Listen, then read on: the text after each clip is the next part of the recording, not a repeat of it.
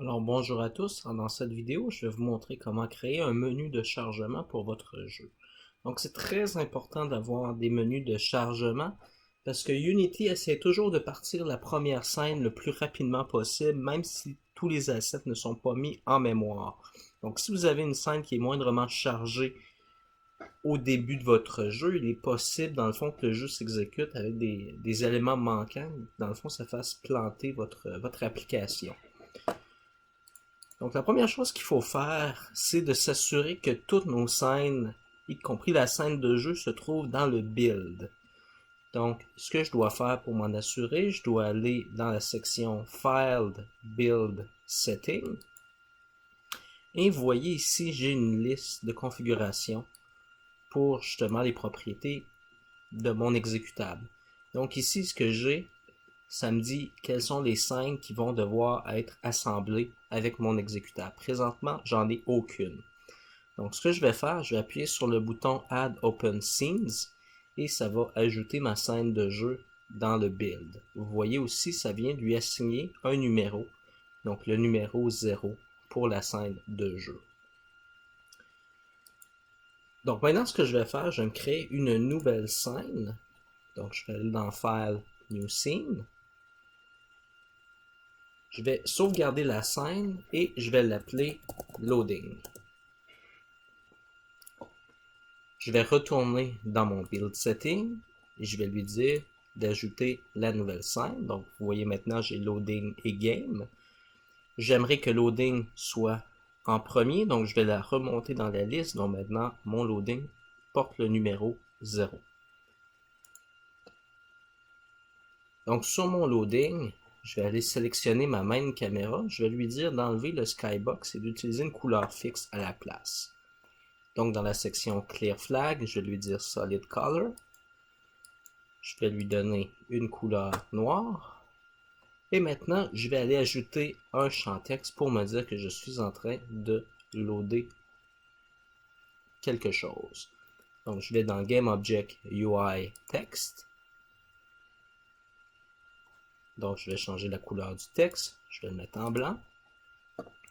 Je vais changer la police de caractère. Donc, je vais prendre la police 01 Digit que j'ai importé dans mon projet dans les vidéos précédentes. Je vais augmenter sa taille. Encore une fois, je m'assure que le horizontal et vertical overflow soit marqué comme overflow. Je vais centrer mon texte. Je vais m'assurer que tout est bien est bien centré dans les différents paramètres. Et je vais changer le texte pour lui dire chargement. Et des points de suspension. Je vais juste remonter un peu mon champ texte.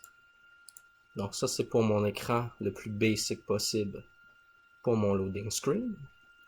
Je vais sélectionner mon Event System et je vais aller me créer un nouveau script loading. Donc je vais aller dans Add Component, New Script, et je vais l'appeler mon script loading. On me dit qu'il y a déjà une classe loading qui existe. Je vais l'appeler loading avec un L majuscule. Juste pour m'assurer que j'ai pas de conflit. Là, je vais double-cliquer pour éditer mon script. Donc, dans mon script loading, donc je vais me créer une variable pour mémoriser la position où je suis dans le loading. Donc, je vais juste aller lire les propriétés sur le site web de Unity, les propriétés du Scene Manager. Donc, ça, c'est ce qui va gérer justement les loadings. Donc, premièrement, tous les éléments se trouvent dans la classe unityengine.scenemanagement. Donc, je vais aller copier ça. Je vais retourner dans mon script loading et je vais lui dire using Unity Engine Scene Management. Point virgule. Première étape. Ensuite, donc j'ai une propriété ici qui dit load scene async. Donc ça nous permet de charger la scène de façon asynchronisée dans le background. Donc le jeu peut continuer de fonctionner pendant que la scène est en train de se charger. Donc, scenemanagement.loadSceneAsync.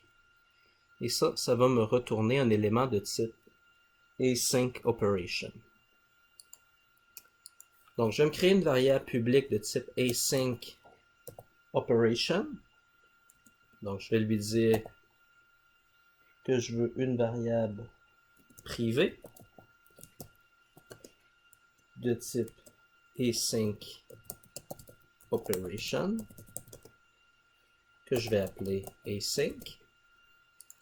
Et dans la fonction start, je vais lui dire que async est égal à sceneManager.loadSceneAsync.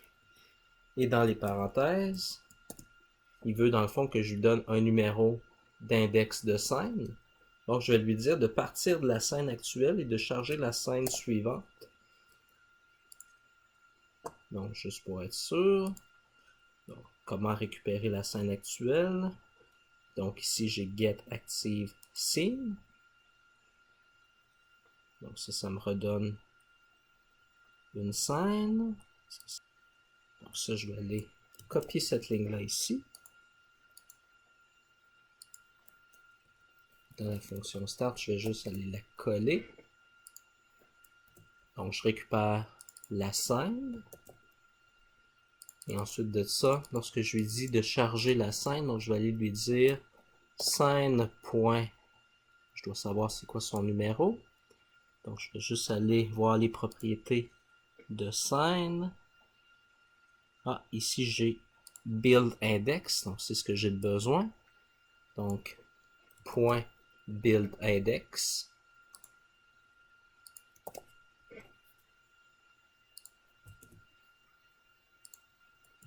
Plus 1.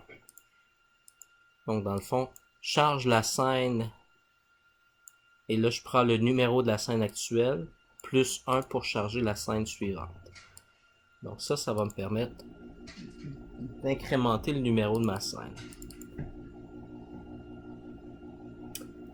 Donc je vais sauvegarder. Donc ça, c'est ce que j'ai besoin pour faire le loading le plus basic possible. Donc on s'assure qu'on n'a pas d'erreur. Donc je vais sauvegarder ma scène. Donc si je fais play, normalement je devrais passer à ma scène suivante. Donc je suis dans le loading. Et voilà. J'ai apparu dans ma scène de jeu. Donc ça m'a permis de charger la scène et de la partir automatiquement. Maintenant, qu'est-ce qui arrive si je veux voir le pourcentage de ma scène? Donc je pourrais me créer un autre champ texte. Donc ça ici, c'est seulement mon title. Donc, je vais juste dupliquer mon champ texte. Je vais l'appeler txt%. Je vais le mettre un peu plus bas.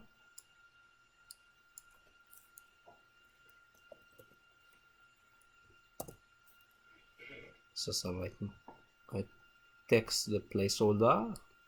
Donc je mets un chiffre avec 2 décimales. Je vais sauvegarder. Je vais aller dans mon script. Donc je vais maintenant avoir besoin d'un UI text. Je vais aller faire une petite recherche. Donc ici on voit unityengine.ui dans les classes. Un fichier texte. Donc pour les textes, on regarde dans la classe unityengine.ui. Donc je vais aller copier ça ici. Je vais retourner dans mon script. Je vais lui dire using unityengine.ui. Je vais me créer une variable publique de type texte et je vais l'appeler txt%. Je vais copier ça et maintenant dans ma fonction update, je vais aller tout d'abord m'assurer que j'ai un text field. Donc si j'en ai un, donc si txt%, alors je vais lui dire txt%.text égale Et là, je vais juste me mettre des parenthèses. Je vais aller récupérer le pourcentage dans le async, donc async.progress. Donc ça va me donner une valeur qui est une fraction. Donc je vais multiplier cette valeur-là par 100 pour avoir une valeur qui va entre 0 et 100. Donc je vais mettre deux autres parenthèses. Et une chose aussi qui est un peu particulière, c'est que le pourcentage s'arrête à 90% et non pas à 100%. Donc je vais lui ajouter un extra 10% pour s'assurer que ça finit bien à 100%. Maintenant, je veux garder juste 2 décimales de ce chiffre-là. Ça fait un float qui est très très long, donc je vais aller lui dire point to string. Donc convertis-moi ça en champ texte. Mais j'ai une petite particularité, je veux avoir 2 floating points. Donc F2 pour lui dire, tu me laisses 2 décimales dans mon text field. Et je veux également avoir le symbole %, donc je vais lui dire plus, et là je vais me mettre des guillemets, et je me mets le symbole %. Et je ferme ça avec un point virgule. Donc on prend la valeur, on le multiplie par 100, on ajoute 10 pour que ça se termine à 100, on convertit ça en champ texte en gardant 2 décimales, et on ajoute le symbole de pourcentage à la fin. Donc je vais sauvegarder. On retourne dans Unity, c'est sûr qu'on n'a pas d'erreur. Je vais sélectionner mon Event System. Le script est en train de s'updater. Donc une fois qu'il va être updaté, j'ai mon nouveau champ. Je vais aller lui glisser ma valeur de txt%, mon text field. Donc maintenant, si je fais play, ça devrait être relativement rapide, mais je devrais voir le chiffre arriver à 100 avant de quitter le jeu. Donc je vais juste... Donc vous voyez, si j'avance d'une frame, maintenant j'ai 100% avec mes 2 décimales et mon pourcentage. Si je m'en vais à la frame suivante, vous voyez, ça lance le jeu. Je peux tester plus lentement. 100% et ça démarre. Évidemment, lorsque je vais avoir un vrai exécutable, ça va prendre beaucoup plus de temps avant d'arriver à 100%. Maintenant, qu'est-ce qui arrive si je vais avoir un progress bar au lieu d'avoir juste un pourcentage? Donc, ce que je vais faire, je vais aller ajouter un UI image. Donc ici, j'ai un carré pour mon image. Je vais aller le redimensionner, donc je vais changer sa hauteur, je vais l'aplatir. Je vais changer sa position, donc je vais le mettre un peu plus bas. Je vais le mettre un peu plus large. Donc ça va être ma barre de progression. Donc je vais juste l'appeler IMG BGR, donc ça va être le background. Je vais changer sa couleur, donc je vais le mettre gris foncé. Donc si je veux avoir un petit outline autour de ça, je peux aller ajouter un UI effect. Donc add component UI effect. Mettre un outline. Je peux mettre un petit outline blanc. Un pixel, donc juste pour le background de mon champ texte. Je vais dupliquer mon élément, donc mon IMG background. Je vais l'appeler IMG progress. Je vais enlever le outline. Je vais changer sa couleur. Je vais le remettre blanc. Et au niveau du remplissage, donc, quel est le type d'image que je devrais utiliser? Donc, je vais avoir besoin d'un sprite. Donc, je vais aller lui dire de prendre le UI sprite ici. Bon, ça me met des petits coins un petit peu arrondis, c'est pas trop dramatique. Mais maintenant que j'ai un sprite, vous voyez, j'ai une option ici qui dit Image Type. Donc, au lieu d'utiliser Slice, je vais lui dire Fill. Le type de filling, au lieu que ce soit radial, je vais lui dire horizontal. l'origine à gauche et le pourcentage ici de 0 à 1. Je vais lui dire de changer un peu ses propriétés. Donc, c'est pas super ce que je vois ici présentement. Donc, ce que je vais faire, je vais juste... Donc, je me suis créé un petit carré blanc. Je l'ai appelé sprite.tga. Donc, je l'ai sauvegardé sur mon disque dur.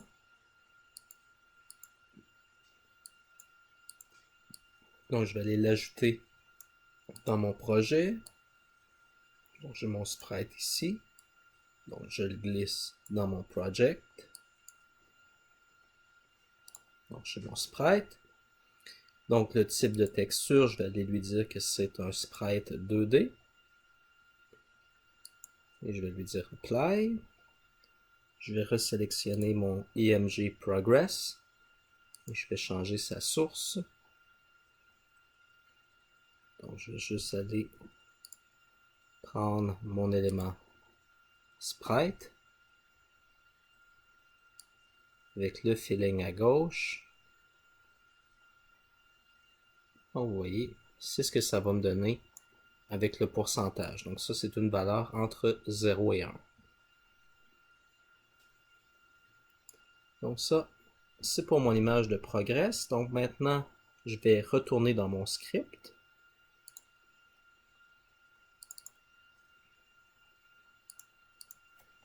Donc, je vais me créer une nouvelle variable publique de type image.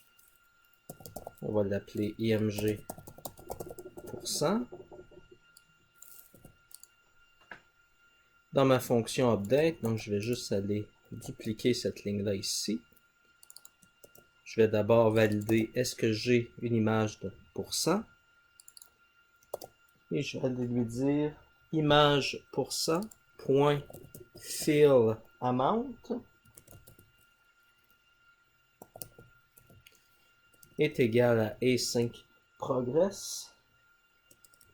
Et là, je veux garder la fraction, donc je vais enlever la multiplication. Et au lieu d'additionner 10, je vais lui dire d'additionner 0.1f. Je vais également enlever le point toString, étant donné que je veux que ce soit un integer. Un float, pardon. Donc, je vais sauvegarder. Donc, mon fill amount prend le progress, rajoute 10%. Et ça va être la valeur qu'on va afficher. Je retourne dans Unity, on s'assure qu'on n'a pas d'erreur. Le script devrait updater dans un petit moment, donc je devrais voir le champ apparaître.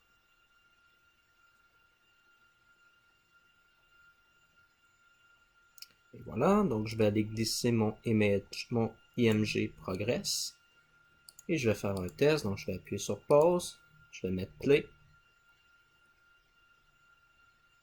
Donc on commence, vous voyez le pourcentage, un petit 10% déjà. Si je vais à l'image suivante, vous voyez à 100%, le progress est complètement loadé. Si je m'en vais à l'image suivante, je vais partir le jeu. Donc même chose si je fais pas play.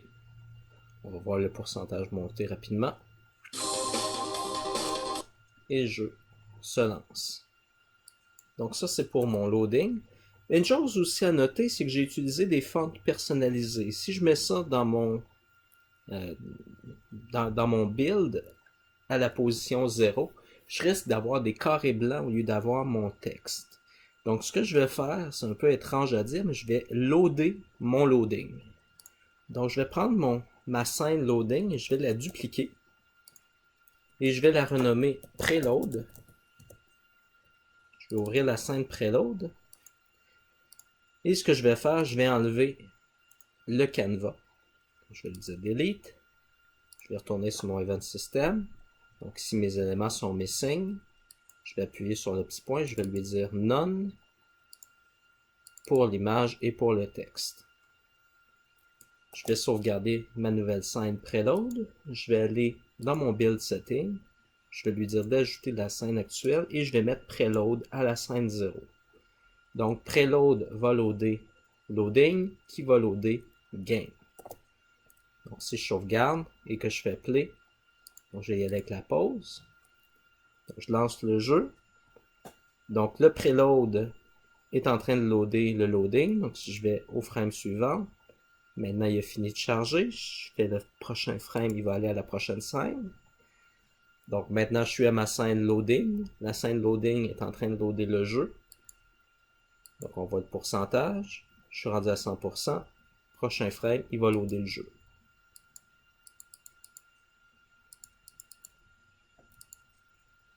Je peux le tester avec le play.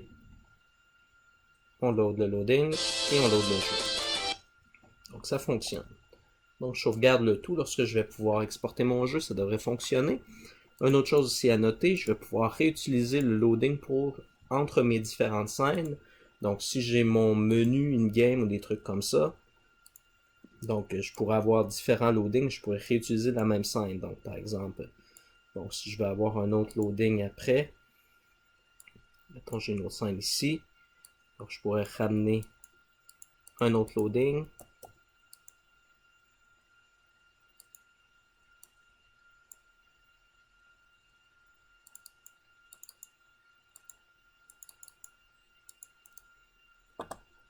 Pour le moment, je voudrais juste la dupliquer dans la liste pour l'avoir plus qu'une fois, plus qu'une place.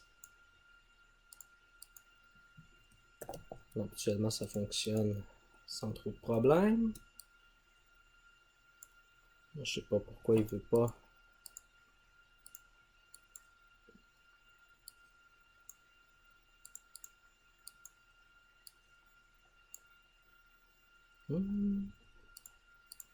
Ça n'a pas l'air de fonctionner. Donc, peut-être je peux me faire des copies de ma scène loading. Mettre des scènes intermédiaires. Mais c'est ça. Dans le fond, je vais avoir besoin d'avoir un loading entre chacune de mes scènes lorsque je passe d'une scène à l'autre. Habituellement, ça fonctionne plus facilement que ça. J'ai juste à glisser plus qu'une fois la même scène et ça devrait se rajouter dans le build. Je l'ai fait dans tous mes autres projets, donc je comprends pas pourquoi j'ai été obligé de dupliquer ma scène, mais si c'est nécessaire, pensez à la dupliquer.